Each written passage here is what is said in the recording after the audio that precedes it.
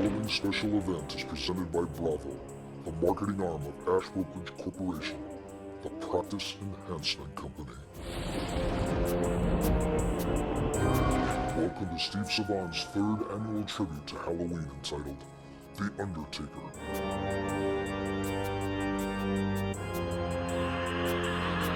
Our impaired risk expose on life insurance underwriting to usher in the substandard season. And throughout the week, we'll feature the Informed Risk Guide, the most comprehensive field underwriting manual highlighting the best table shaving and crediting programs available in the market. On today's show is our introduction into mortality underwriting. Happy Halloween, everyone. I'm your host, Steve Savant, syndicated financial columnist and contributing author to Backroom Technician. But today I'm also the Undertaker to help you exhume unplaced cases from the underwriting files of the declined, the postponed, and the heavily rated. Well, welcome to the show, Charlie and Joe. You've been with us all week, 4 days. Wow, we're talking about underwriting. Great time. I never thought it could be so exciting. I mean, think about it. Today I want to talk a little bit about something I think is controversial because some people say, oh, family history is no big whoop anymore. Don't really pay attention to it. But really, if you want to really parse what carriers are playing where, family history can be a real demarcation line for your client to go up to the next rate class or so. How important is this, Joe? Yeah, I mean, carrier selection, family history is very important. And primarily you're looking at cancer and coronary disease. But it can mean the difference in some carriers of standard all the way up to best class if you have to ask the right questions. Mm-hmm. And for us to know that what carriers participate in cancer versus coronary disease, if it's in a parent and a sibling, under age 65, 60, all of those guidelines factor into it. So that knowledge is very important. 1 or 2 deaths also. Mm-hmm. So if I'm looking at family history by disease, if I'm hearing you correctly, Joe, by disease, if I'm looking at family history by disease, it matters what carrier I'm going to select because family history could be a deal killer with some carriers. Is that not so? That's correct. I mean, the person we're examining looks fine, has a clean bill of health, but he's got people in his family tree that have issues prior to age 60. Most carriers out there go either parent before age 60. 65 is the average. I think Pru goes down to 60. And if either parent died of it before 60 or 65, then they're going to limit you to your standard rating, okay? Hancock, to me, is one of those carriers that will actually, with the death of one parent, will offer you a preferred. I believe they're about the only ones that will give you a preferred, where you have other carriers like Aviva, AXA, Banner, ING, with one death may give you a standard plus. Well, I'm looking at this. This grid is really to die for. And remember, just a little heads up, the Informed Risk Guide has so many other things. We're just touching on what we can do this week. We have the MVR. How long does medical exams last? The expiration dates. Right. So many things. Aviation, scuba diving. We've added it all in here. And again, all you have to do is ask for it, as I've said in the commercial. When I'm looking at these kind of numbers, and I look at super preferred by Hancock, you just as one example. When I'm going down this line, these carriers, can you name me about 3 or 4 carriers that are not as, well, let's say they don't count family history as necessary as other carriers? Well, I think just about everyone considers family history as necessary. It's just the what. Most carriers do traditionally look at coronary disease. I think where you're going to find some holes is where some carriers are not overly concerned about cancers. And so if you look at like an ING, you looked on the first slide, there was a Banner was on there. These are carriers that they're saying that they're only concerned about cardiovascular disease. So a perfect example right here. If my father died at 55 of colon cancer, Banner's going to tell me I can still be preferred plus.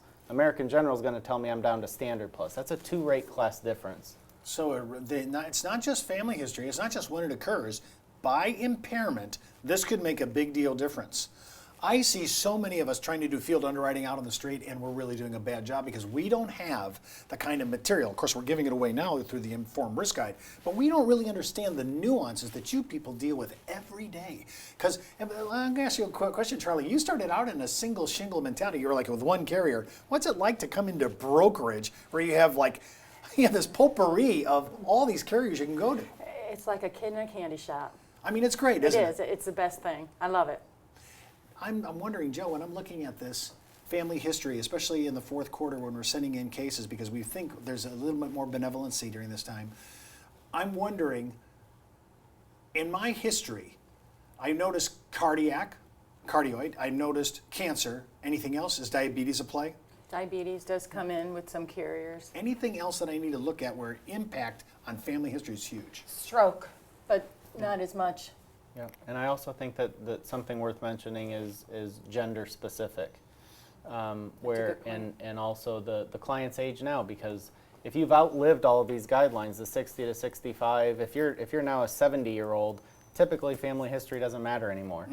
You're writing your own history. Yeah, if my mother died of ovarian cancer, most carriers are going to say, well, we're not going to hold that against a male. Right. So those little nuances like that are good to know. When you're writing your brief to an underwriter, you're arguing your position. It's more than just statistics. How much do you have to write? Are you writing like a saga when you're talking about things like this? It depends on how much it impacts the risk. I mean, if sometimes you just want to avoid it altogether because it might be a little bit of a problem spot, and sometimes you want to use it in your favor. So it just depends on the overall picture. So it could be used in a positive light. Right. Yes. It could be used in a positive light if you've got an individual whose father died early of lung cancer and was a 2 to 3 pack a day smoker, but I'm a marathon runner. I might put something in like that. Before I go to the break, I just want to show real quick this one little area about backdating. You know, we don't talk about this very often, and I only have a little bit to talk on this segment, but we have carriers that actually you can backdate to save age. And when I'm doing impaired risk or substandard or any classification that I want to move up the food chain in my offer, this is really a powerful tool. Yeah, people should be using this. I mean, the older you get, the more expensive coverage gets. And if you can date and price a policy a year earlier than your current age, that can make a huge difference. And sometimes at the older ages, we can get you into a table reduction program where we might not be able to if we were to use your current birthday. When we come back from the break, we'll examine the impact of mature assessment in underwriting. And don't forget, you can order the Informed Risk Guide. Just go to downtobusiness.ashbrokerage.com. Just enter your contact information and we'll email you the guide. And remember, over half of all Americans who own life insurance are in the wrong rate class and are overpaying for coverage. Now's the time to secure a second opinion with the largest in-house underwriting staff in the brokerage community. Back in the day, life insurance professionals were called field underwriters. Then, carriers trained their field force in the basics of life insurance underwriting. Today, the insurance industry doesn't educate the agent population as they once did. But now you can have the Informed Risk Guide at your fingertips so you can illustrate a reasonable rate class for your life insurance prospects. Just request your copy of the Informed Risk Guide at downtobusiness.ashbrokerage.com. It's free from Ash Brokerage, the practice enhancement company. Welcome back to our Halloween special event. I'm your host, Steve Savant, the Undertaker, and I'm here to help you exhume unplaced cases from the underwriting files of the declined, the postponed, and heavily rated. We're ushering in the substandard season with our impaired risk expose on life insurance underwriting. In the second segment of today's show, we're examining mature assessment in underwriting.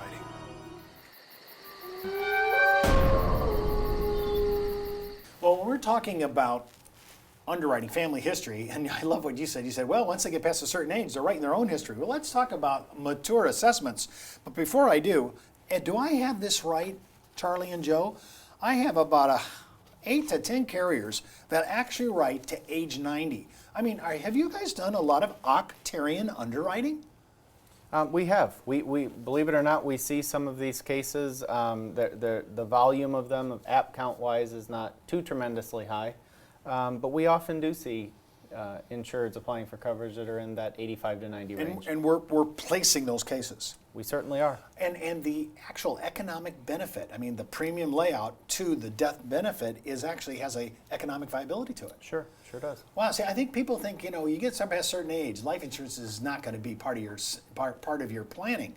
But when I'm looking at this is way beyond, when we're looking at underwriting, I guess for age 90, we're way beyond final expense of burial insurance. We're looking at some cases. Can you think of any cases in your mind, you have 19 years, 15 years, What was the largest case you ever wrote in the 80s? What was the face amount for an 80-year-old plus? Oh, I can recall writing a $20+ million policy that on an was- 85-year-old. 15. Wow. 15 million. Yeah, I think people think, wow, I just really can't write that kind Well, a of. lot of time you're transferring assets. You're protecting assets. It's not just about a death benefit. So there could be a tax play in this, Certainly. and a tax leverage. Let's talk, since we're talking about gerontology, let's talk about, I mean, I find it fascinating, octarian underwriting, just that thought. But what about mature assessments? Talk a little bit about that. That's becoming a play, even a liability issue for advisors, because you know people are going in there writing annuities, life insurance, more other mortality products, and they have to assess whether this client really has the cognitive skill sets to enter into an agreement, right? Talk a little bit about mature assessments. I think what I would like to tell my advisors with mature assessment is make sure you educate your client as to what they're going to do, because they don't understand the impact having not doing the get up and go test correctly or not doing the clock drawing correctly, how much of an impact that's going to have on us, sometimes even getting offers on you if you fail that part of the test. So Charlie, preparation. real quick, clock. The clock. Can they do the clock? Can they draw the clock? And the get up and go test. The get up and go is you have get up, you walk 10 steps and back, and they want to see you do it fast. They want to see you do it steady. Well, I'm just telling you right now that your host, Steve Savant, can pass both those tests. Let's talk about, when you talk about impairments, I don't understand why sometimes when you're dealing with older people, and this becomes an issue, why their beneficiaries aren't in the same room. Because, you know, to me, that would be a way to kind of at least mitigate some of the exposure to liability an advisor may have. Yeah, I think that oftentimes, these tests are geared towards frailty, and they're also geared towards cognitive. And they want to be able to see that the client, the end client is of sound mind, understands the situation, understand why the product is being bought. And I think a lot of times, you know, they will allow them to be on telephone interviews, but we haven't seen anyone, you know, allowing the beneficiaries to be present during the exam period, because I think they just don't want them to answer the questions for them when the questions are specifically geared at their cognitive ability. Well, I think as the technology goes on, you may even see Skype and other technologies enter into where you're actually seeing that person online. I wouldn't doubt it. Because we're kind of moving that way. Why do you think we went to mature assessments? Joe, this was not in my wheelhouse for the last 25 years. Only in this last 5 years of my career have I seen this become a big deal. Yeah, and it was about the last 5 years, and we still, as you'll see, there's not all carriers are on board with these tests yet. But I think that as you read through medical files, a lot of times it's the black and white medical things that are going on. Sometimes the memory issues aren't documented well, and sometimes their activities of daily life, you know, managing their finances, those things aren't documented well.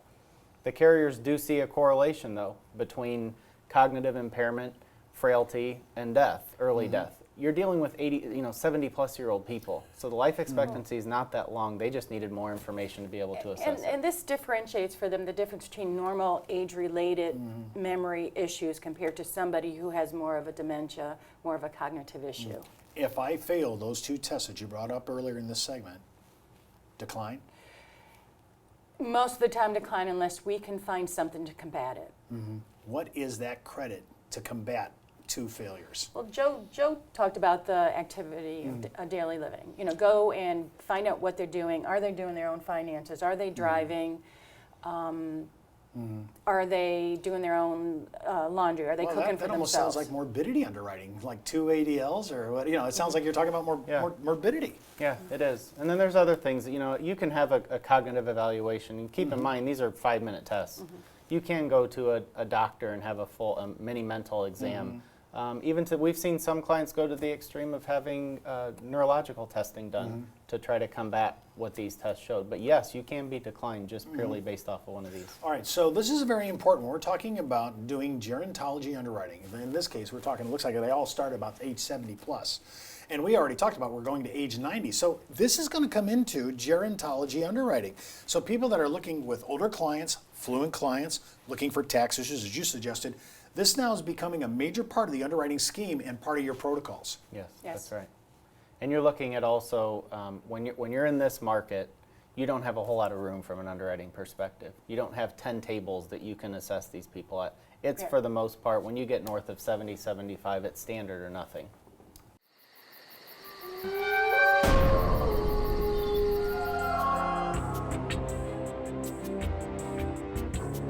To order your free copy of the Informed Risk Guide, just go to downtobusiness.ashbrokerage.com.